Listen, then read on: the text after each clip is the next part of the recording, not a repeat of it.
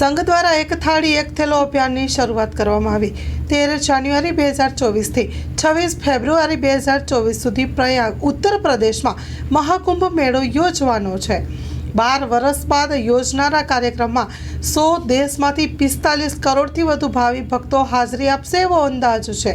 રાષ્ટ્રીય સ્વયંસેવક સંઘ RSSએ આ મહાકુંભને કચરા મુક્ત અને પ્લાસ્ટિક મુક્ત બનાવવાનું એક અભિયાન શરૂ કર્યું છે અને એ અભિયાન હાથ ધર્યું છે। તેથી દેશભરમાંથી સ્ટીલની પ્લેટો અને કાપડની થેલીઓ એકત્ર કરવામાં આવી રહી છે। મહાકુંભને પ્લાસ્ટિક મુક્ત ગ્રીન કુંભ બનાવવા માટે રાષ્ટ્રીય સ્વયંસેવક સંઘ દ્વારા તડામાર તૈયારીઓ કરવામાં આવી રહી છે। સંઘની પર્યાવરણ સુરક્ષા પ્રવૃત્તિ સંસ્થાને આ કાર્ય હાથમાં લીધું છે। સમગ્ર દેશમાંથી એકત્રિત થનારા પ્લેટો અને થેલીઓ મહાકુંભમાં અખાડાઓ અને લંગર ચલાવતી સંસ્થાઓને મોકલવામાં આવશે।